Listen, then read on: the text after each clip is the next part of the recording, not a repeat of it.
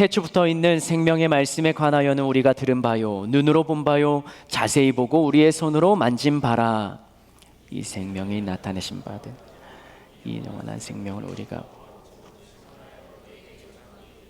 이는 아버지와 함께 계시다가 우리에게 나타내신 바 되니시니라. 우리가 보고 들은 바를 너희에게도 전함은 너희로 우리와 사귐이 있게 하려 함이니 우리의 사귐은 아버지와 그의 아들 예수 그리스도와 더불어 누림이라. 우리가 이것을 쓰면 우리의 기쁨이 충만하게 하려 함이라. 우리가 그에게서 듣고 너희에게 전하는 소식은 이것이니 곧 하나님은 빛이시라. 그에게는 어둠이 조금도 없으시다는 것이니라. 만일 우리가 하나님과 사귐이 어둠에 행하면 거짓말을 하고 진리를 행하지, 그가 빛 가운데 계신 것 같이 우리도 빛 가운데 행하면 우리가 서로 사귐이 있고 그 아들 예수의 피가 우리를 모든 죄에서 깨끗하게 하실 것이요, 만일 우리가 죄가 없다고 말하면 스스로 속이고 또 진리가 우리 속에 있지 아니할 것이요, 만일 우리가 우리 죄를 자백하면 그는 미쁘시고 의로우사 우리 죄를 사하시며 우리를 모든 불의에서 깨끗하게 하실 것이요, 만일 우리가 범죄하지 아니하였다 하면 하나님을 거짓말하는 이로 만드는 것이니 또한 그의 말씀이 우리 속에 있지 아니하리라. 아멘. 아멘. 우리가 교회 다니면서 하는 고민 중에 하나는 내가 교회 다니고 예수님을 믿는데도 여전히 나는 죄 가운데 있다라는 것이죠. 죄가 무엇인가요? 죄. 잡히면 경찰서에 가고 잡히면 재판장에 가는 그게 죄. 세상에서 말하는 죄는 그렇습니다. 그런데 성경에서 말하는 죄, 우리가 늘 죄책을 가지고 우리 스스로 불편함을 느끼게 만드는 것은 바로 하나님이 싫어하시는 것, 하나님이 하지 말라 하시는 것, 하나님의 말씀에 순종하지 않는 것, 그것을 성경에서는 죄라는 단어로 표현을 합니다. 우리가 예수님을 믿고 교회 다니면서 은혜 받을 때는 정말로 주님의 말씀대로 살겠습니다, 주님 하라는 대로 하겠습니다 라는 다짐과 결단을 하고 돌아가지만 그 다음 날도 아니죠. 그날부터 나는 여전히 반복되는 죄 속에 있다라는 게 우리의 현실입니다. 그리고 우리가 기도를 하면서도 꼭 빼놓지 않는 것, 대표기도 하면서도 빼놓지 않는 게 뭐냐면 우리가 일주일 동안 지었던 그 죄, 주님 용서해 주십시오라는 문장입니다. 우리는 정말 구원받은 것이 맞는 것입니까? 어떤 이단은 이런 약점, 우리의 불확실한 증거로 내세울 수 없는 이것에 대해서 그것을 집요하게 파고들고, 당신은 정말 구원받았습니까? 그러면 구원받은 날짜가 언제입니까? 말을 못하면 당신은 구원받은 게 아니다 라고 우리에게 접근을 합니다. 생일처럼 그날을 기억해야 하는 것, 그러면서도 죄책감을 느끼는 것은 구원받지 못한 증거다라고 오히려 믿는 자들에게 공격하며 도전하는 이단도 있습니다. 구원파가 그렇습니다. 그들은 회개를 부인합니다. 구원받은 사람은 더 이상 회개할 것이 없다라고 이야기합니다. 그러면서 죄와는 상관없이 자유롭게 살아가는 그들의 삶을 우리들은 듣고 보곤 합니다. 예수님을 믿는다는 것이 하나님의 자녀가 되었다는 것이고 하나님의 그 품 안에 들어갔다는 것인데, 이제부터 죄를 지어도 된다, 죄는 상관이 없다라고 성경은 이야기하는 게 아니죠. 하나님께서 그 어떤 죄라도 용서해 주신다고 성경은 기록하지만, 그렇다고 해서 죄를 허용하거나 용납하는 것은 아니라는 것이죠. 그러면 죄 없는 자는 누군가? 로마서 8장 1절 말씀 읽어보겠습니다. 같이 한번 읽겠습니다. 로마서 8장 1절입니다. 시작. 그러므로 이제 그리스도 예수 안에 있는 자에게는 결코 정죄함이 없다. 정죄받지 않는 사람은 어디에 있는 사람입니까? 1절 다시 한번 띄워주시겠습니까? 정죄는 죄가 있다고 확정짓는 건데, 정죄함이 없는 사람은 누구 안에 있는 자예요? 그리스도 예수 안에 있는 자요. 정죄받지 않는 조건을 답니다. 어디 안에 있는 자요? 그리스도 예수 안에 있는 자. 예수님 안에 있으면 정죄함이 없다라고 로마서의 사도 바울은 기록합니다. 오늘 말씀은 세 가지의 질문으로 이어가고자 합니다. 세 가지의 질문을 여러분들이 잘 적어두셔도 좋고요. 여러분들이 그것을 통해서 그 아래 내용들을 좀 파악하시면 좋겠습니다.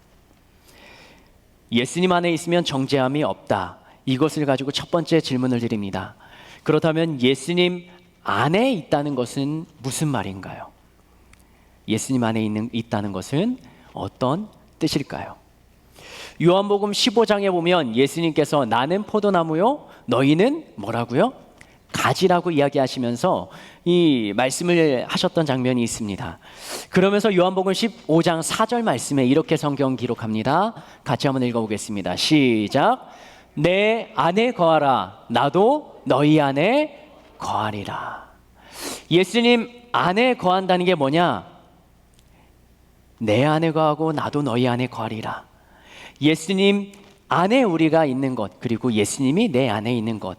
여기선 구체적으로 나오지 않지만 쭉 내려가다가 7절 말씀에 우리가 조금 더 이해하기 쉬운 표현으로 말씀하십니다. 7절 같이 읽겠습니다. 시작. 너희가 내 안에 거하고 내 말이 너희 안에 거하면. 우리가 예수님 안에 거하는데 그 다음에 누구의 말이 우리 안에 있는 거라고요? 예수님의 말. 예수님의 말이 우리 안에 있으면 우리가 예수님 안에 거하는 것이라고 예수님께서는 말씀하십니다. 그렇다면 예수님 안에 있다는 것은 뭐냐? 예수님의 말씀이 내 안에 새겨져 있고 내 안에 기억되고 있는 것을 말하는 것이죠. 요한복음 15장 10절 말씀도 같이 한번 읽어볼까요? 10절입니다. 시작. 내가 아버지의 계명을 지켜 그의 사랑 안에 거하는 것 같이 너희도 내 계명을 지키면 내 사랑 안에 거하리라. 예수님의 계명을 지키면, 예수님의 말씀을 지키면 예수님의 사랑 안에 거한다라고 말씀하십니다. 정리하자면 예수님 안에 있다는 건요, 예수님의 말씀이 내 안에, 내 마음에, 내 생각 속에, 머릿속에 새겨져 있는 것이고요. 그리고 그 말씀을 그대로 지키는 자, 그게 바로 예수님 안에 있는 자입니다. 이것을 마음에 담아두고 로마서 8장 1절 말씀을 다시 한번 읽어볼까요? 로마서 8장 1절입니다. 시작. 그러므로 이제 그리스도 예수 안에 있는 자에게는 결코 정죄함이 없나니. 정죄하지 않는 자는 누굽니까? 예수 안에 있는 자고요. 예수 안에 있는 자는 두 가지로 이야기했습니다. 뭐죠? 첫 번째는 예수님의 말씀이 새겨져 있는 자, 그리고 예수님의 말씀을 어떻게 하는 자요? 지키는 자. 그게 바로 정죄받지 않는 자라 로마서는 기록하고 있는 것입니다. 그 정죄받지 않는 자, 예수님 안에 있는 자는 어떻게 살아가는가? 로마서 8장 2절 말씀 같이 한번 읽어볼까요? 이렇게 살아가는 것입니다. 같이 한번 읽겠습니다. 시작. 이는 그리스도 예수 안에 있는 생명의 성령의 법이 죄와 사망의 법에서 너를 해방하였습니다. 죄로부터 사망으로부터 완전히 해방된 사람, 그것이 정죄받지 않는 사람이고, 정죄받지 않는 사람은 예수님 안에 있는 사람입니다. 죄의 노예가 아니라 죄가 반복되는 죄 속에서 고통하며 신음하며 살아가는 자가 아니라, 죄에 사로잡힌 자가 아니라 죄로부터 해방되어서 죄로부터 자유롭게 살아가는 자, 죄가 걸림돌이 되지 않는 자, 그게 바로 예수님 안에 있는 자, 예수님의 말씀이 마음속에 새겨진 자, 예수님의 말씀을 지켜 살아가는 자라는 것이죠. 그러니까 이 성경 말씀, 예수님의 말씀을 지켜 행하는 것, 그것이 왜 중요한지 아시겠습니까? 내가 예수님 안에 있다라는 증거로 나의 삶이 드러나는 것이기 때문입니다. 구원의 문제, 죄가 용서받고 정죄하지 않는 그 문제, 이론상으로는 정말 너무나도 단순하고 쉽습니다. 예수님을 믿으면 죄 없다 칭하고 구원 받으리라. 이게 성경이 말하는 구원의 핵심입니다. 그러나 그것을 아는 것과 실천하는 것, 거기서 한 발 더 나아가는 것은 차이가 있다라는 것이죠. 예수님의 말씀을 아는 것으로 끝나는 게 아니라 그것을 지키는 자가 예수님 안에 있는 자라는 것이죠. 이런 것과 같습니다. 누구나 성공하고 싶어 하죠. 그래서 매번 외치는 거죠. 나도 성공하고 싶다. 그래서 성공하는 방법을 유튜브든 여러 가지 방법이든 강의든 또 강연이든 가서 공부하고 나도 성공할 수 있는 방법을 알고 있습니다. 구체적인 방법도 알고 이렇게 하면 된다라고 확신도 듭니다. 그러면서 이렇게 말하는 거예요. 내가 말이야 하면 되는데 무엇을 안 해서 아직까지 이렇게 있다? 노력을 안 해서. 내가 공부를 하면 나도 잘 들어갈 수 있지. 그런데 내가 뭐를 안 해서? 공부에 노력을 안 해서 내가 아직 이 상태다. 시험날 교실에서 친구들 만나면 이런 말 많이 했어요. 나 공부 하나도 안 했어. 여러분도 하셨나요? 아니면 들으셨나요? 근데 사실 공부를 안 한 게 아니죠. 전날 시험 보는 전날 아무도 안 하는 사람이 누가 있겠습니까? 책상 앞에 앉아서 펜을 잡고 졸지언정 그 앞에서 문제 끄적끄적 대긴 하죠. 그런데 노력이라는 것이 그 안에 담겨 있는 사람과 노력이라는 것이 담겨 있지 않은 사람은 점수로 평가되는 게 아니라 그 다음에 그 지식이 내 머릿속에 여전히 남아있는가, 그것으로 판단이 되는 거죠. 벼락치기에서 머리에 남지 않는 지식을 집어넣고 그 다음날 점수는 잘 받을 수 있어요. 한 번의 시험은 통과할 수 있습니다. 그러나 그 지식이 축적되어서 나중에 응용 문제를 풀 수 있는 실력까지 갈 수는 없는 것이죠. 실력은 한 번에 생기는 것이 아니라 반복이고 지속이고 그 다음에 연속입니다. 신앙생활도 마찬가지입니다. 어느 한 번 믿음의 결단 행동으로 삶이 믿음이 지속되지 않습니다. 정말 실력 있는 믿음의 사람이라면, 믿음이 좋은 사람이라면 한 번의 믿음의 경험을 가지고 내가 믿음이 있다라고 판단하는 게 아니라 매 순간마다 믿음의 행동을 보이는 것이죠. 믿음이 지속될 수 있도록, 반복될 수 있도록, 그것이 삶으로 살아낼 수 있도록 믿음 있는 자는 계속적으로 도전하는 것입니다. 그런데 우리들은 배우는 것이 많습니다. 성경 지식도 우리 안에 담겨 있습니다. 그래서 흔히 하는 말로 머리는 점점 커져 갔습니다. 그러나 그 말씀을 살아냈던 경험이 적기 때문에 우리들은 실패한 삶을 살았던 경험이 우리 안에 많이 남아 있습니다. 로마서 1장 21절과 22절 말씀은 이렇게 기록합니다. 우리들의 모습일지도 모르겠습니다. 같이 한번 읽어보겠습니다. 시작. 하나님을 알되 하나님을 영화롭게도 아니하며 감사하지도 아니하고 오히려 그 생각이 허망하여 미련한 마음이 어두워졌나니 스스로 지혜 있다 하나 어리석게 되어버린 것. 그게 바로 신앙생활을 하는 우리들의 모습이지 않을까요?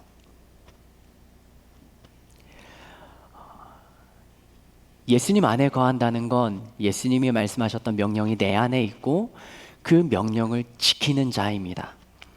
그런데 때로 우리는 하나님을 마음속에 두기 싫어합니다. 왜냐하면 지금 내가 즐기고 살아가는 이 삶의 끈을 놓고 싶지 않기 때문입니다. 하나님을 향하여서 살아가자면, 믿음의 삶을 살아가자면 내가 포기하고 놓아야 되는 것들이 많이 있기 때문이죠. 그러면서 무언가 영적인 위로를 받고 싶어서, 그것이 혹시 머리로 알고 있는 구원이라는 단어로 포장하고 싶어서, 삶은 내가 원하는 대로 살아가지만 보험처럼 신앙은 어떻게 될지 모르니 내가 예수님을 믿는다라고 말해놓고 그 예수님을 따라가는 삶의 자세는 내 속에 없는 것은 아닐까요? 하나님을 알되 영화롭게도 아니하고 감사하지도 아니하고 오히려 그 생각이 허망하여지며 미련한 마음이 어두워져서 스스로 어리석게 되어버린 것. 아는 지식에서 벗어나야 합니다. 작은 것이라도 말씀을 들으면 그 말씀을 나의 삶에 하나 실천해 보려는 노력이 필요한 까닭은 내가 예수님 안에 있는 것을 다른 방법으로는 증명해낼 수 없기 때문입니다. 예수님 안에 있지 않으면 정죄함을 받는다 하는데 내가 죄가 있고 정죄함을 받는 자일 수도 있기 때문입니다.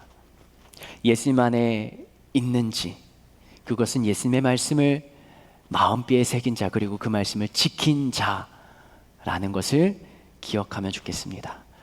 그러면 두 번째 질문을 드립니다. 예수님 안에 있는 자는 어떤 삶을 살아가는가? 첫 번째는 예수님의 안에 있는 자를 말하고, 두 번째는 예수님 안에 있는 그 사람은 그러면 어떤 삶을 이 땅에서 살아가는가? 그것은 네 글자로 표현이 됩니다. 한번 따라할까요?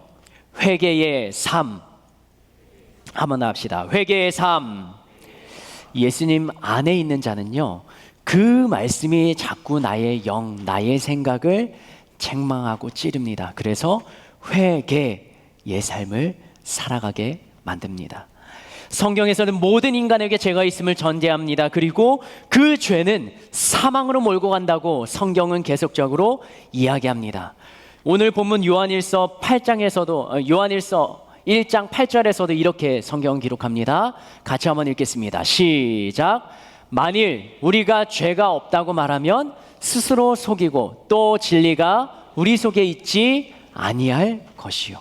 모든 사람은 죄가 있습니다. 그리고 우리도 죄가 있다고, 나는 죄가 없다라고 말하는 자, 그 사람은 스스로 속이는 자라고 말합니다. 아까 로마서 8장에서는 죄와 사망에서 우리를 해방시켰다라고 말하는데 왜 우리는 아직도 죄가 있는 자입니까? 그 까닭은 우리가 육신의 몸을 입고 살아가기 때문입니다. 이 육신으로는 영적인 것을 이길 힘이 없기 때문입니다. 육신을 입고 이 땅에서 생활하셨던 예수님조차 마귀에게 시험을 당하고 공격을 당하셨습니다. 그때 예수님께서는 무엇으로 마귀의 3번의 시험을 물리치셨습니까?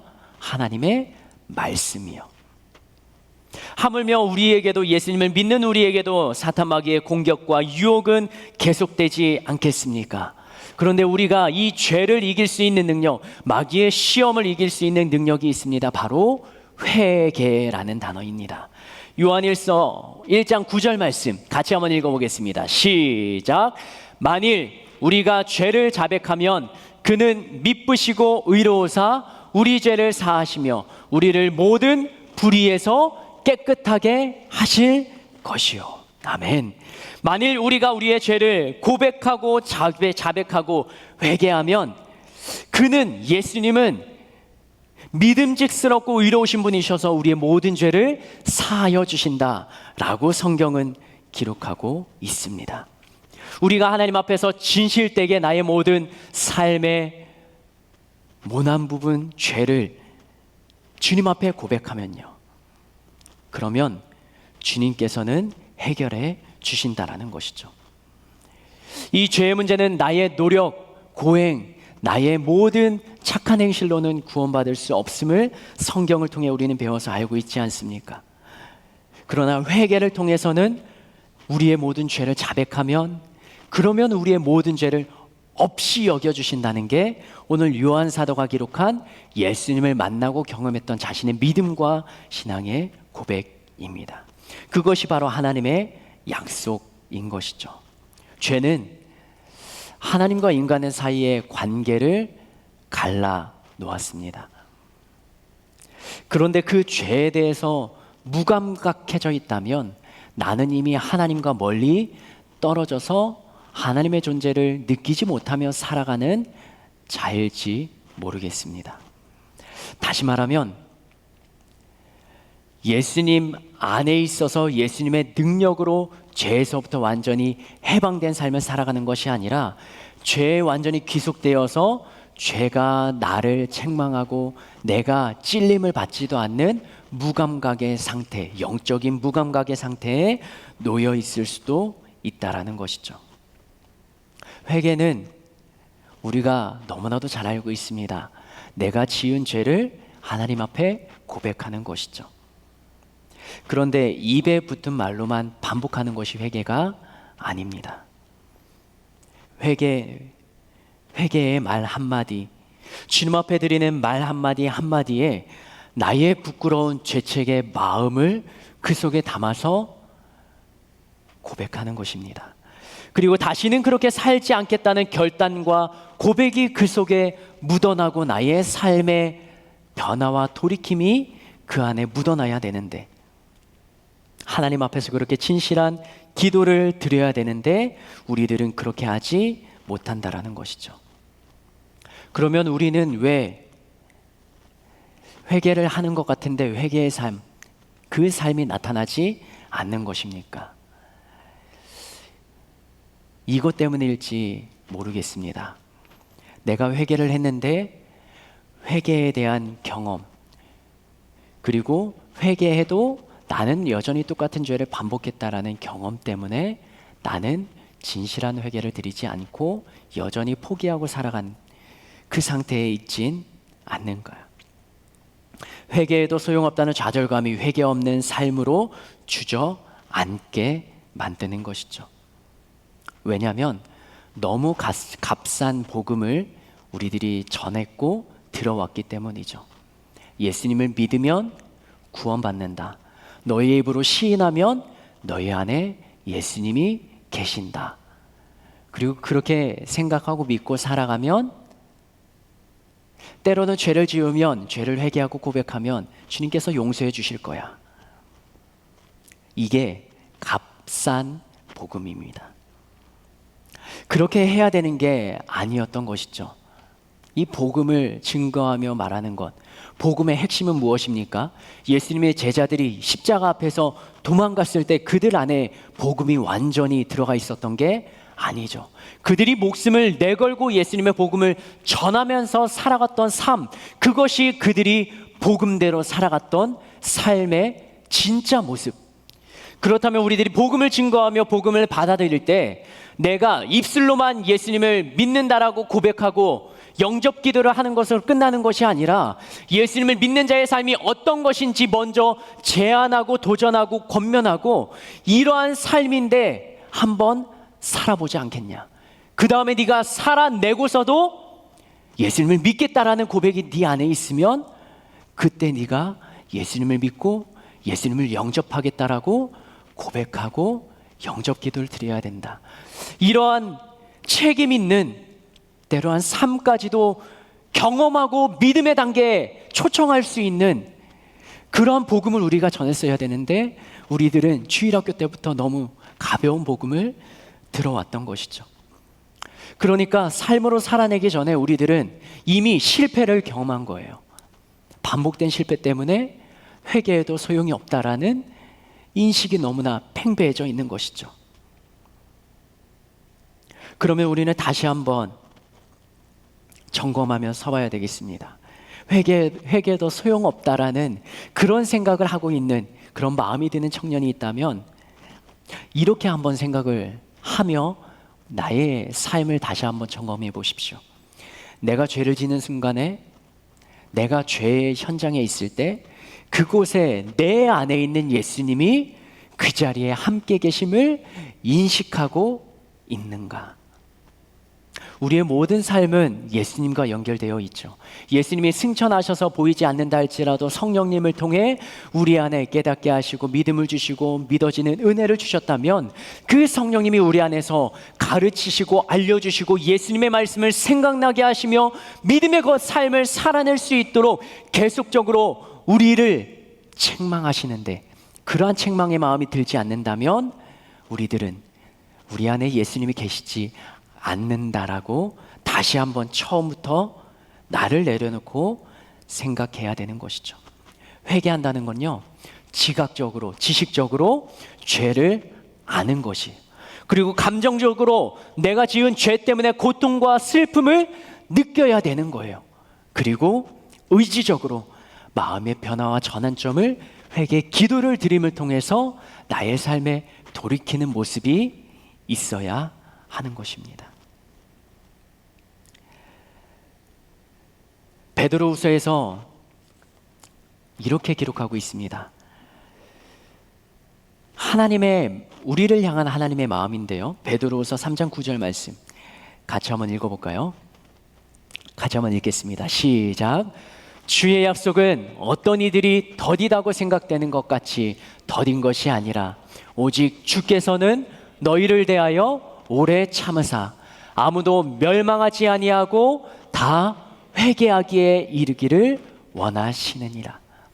한 사람도 멸망하지 않고 포기하지 않고 회개하는 자리에 이를 수 있도록 오래오래 참으시는 게 우리를 향한 하나님의 마음인 거죠. 그런데 우리는 이미 포기하고 넘어져 있는 상태로 그렇게 오랫동안 살아왔던 것은 아닐까요? 우리의 노력으로는 이 죄의 문제를 해결할 수 없습니다. 종교개혁자 마틴 루터를 아시지 않습니까? 그 사람은 위대하게 종교개혁을 이뤄낸 사람입니다. 그런데 그가 수도사 생활을 할 때 그는 죄에 대해서 심각하게 고민을 했습니다. 내 죄,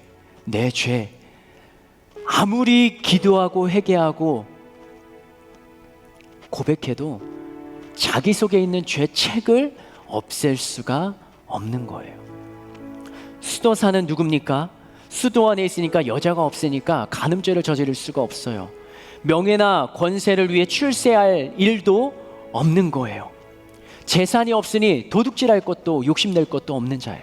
그런데 마틴 루터는 그 속에서 그렇게 절제된 삶을 살아가는데도 그는 죄에 대해서 책을 느끼며 계속적으로 자신의 죄를 고백하며 해결하지 못하는 문제 가운데 놓여 있었습니다. 그런데 로마의 스칼라 산타라는 성당에 있는 것을 알았습니다. 이 성당에는 예수님이 빌라도에게 갈 때 그 재판받으러 올라가실 때 걸으셨던 이 계단이 있었다고 하는데 그 계단을 통째로 옮겨서 이 스칼라 성당에 옮겨 놓았다고 합니다. 그때 어떤 말이 있었냐면 이 예수님이 걸어가셨던 재판받으러 올라가셨던 이 계단을 두 다리가 아니라 무릎으로 기어 오르면 무릎으로 한 단 한 단 올라가면 죄를 사함 받는다, 그리고 구원받는다라는 믿음이 그 당시 예수님을 믿는 사람들 가운데 있었습니다. 마틴 루터 소식을 듣고 그 성당으로 갑니다. 어떻게 했을까요? 거기까지 갔으니까 그 계단 앞에 무릎을 꿇습니다. 그리고 무릎을 딛고 한 단 한 단 올라갑니다. 그냥 바로바로 올라간 것이 아니라 한 단 올라가면서 입을 맞추고 주기도문을 외웁니다. 간절한 마음으로, 자신의 힘으로 해결할 수 없는 그 문제를 가지고 기도하는 마음으로 예수님의 기도를 읊조리면서 올라갑니다. 마지막 계단 다 올라갔을 때 기적과 같은 일이 벌어집니다. 마틴 루터가 무엇 때문에 고민하고 걱정하고 이 자리까지 왔습니까? 죄요. 그런데 마지막 계단까지 올라가니까 이 죄의 문제가 완전히 해결되지 않았어요. 다른 사람들은 그 계단을 무릎으로 올라가면 죄를 사함받고 구원받고 기쁨으로 돌아가는데 마틴 루터는 거기까지 올라갔는데도 다른 사람은 기쁨으로 내려가는 그 계단을 여전히 무거운 마음으로 내려갈, 해결되지 않은 죄의 문제를 여전히 가지고 있었어요. 그때 그의 귀에 스쳐 지나가는 성경 말씀이 있었습니다. 의인은 믿음으로 말미암아 살리라.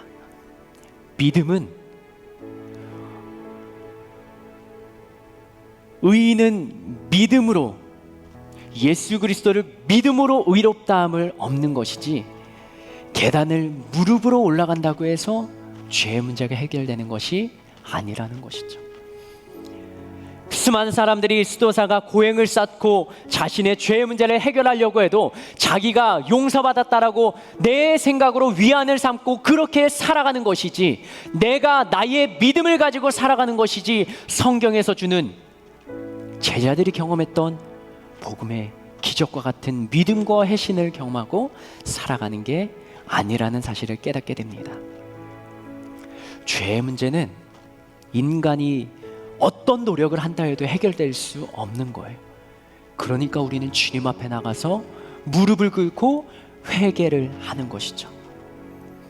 우리가 주님 앞에 나의 죄를 자백하면 그는 미쁘시고 의로우사 우리의 모든 죄를 용서해 주신다라는 거죠.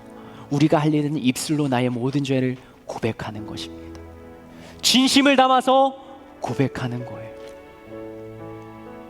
그걸로 끝나지 않습니다. 그 다음에 나의 삶에 그 고백에 담긴 진심 어린 변화의 행동을 하나하나 실천해 나가는 것입니다.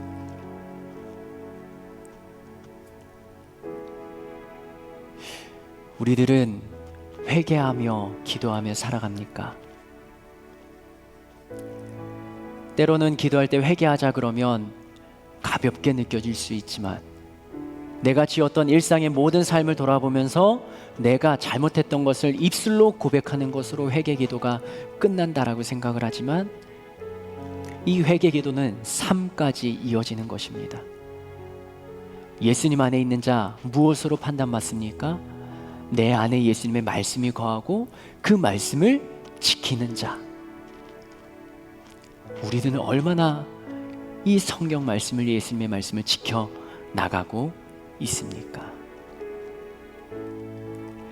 이 시간에 진짜 회개 기도를 한번 드려보시지 않겠습니까? 두 눈을 감으시고요. 여러분들이 지금까지 살아가면서 지었던 죄의 행동들을 기억하지 마십시오. 그것을 아뢰는 것으로 나의 죄 용서가 끝나는 것 아닙니다. 내가 반복했던 믿음의 실패의 순간들을 떠올리십시오. 내가 회개하며 주님 앞에 기도하며 나아갔는데 나는 주님께 용서해달라고 하고 내가 결단하며 돌아갔는데 내 삶의 현장에서는 왜 그렇게 실패의 순간들이 많았는지, 그 순간에 예수님이 나와 함께 하심을 인식하며 기억하지 못했던 것은 아닐까요?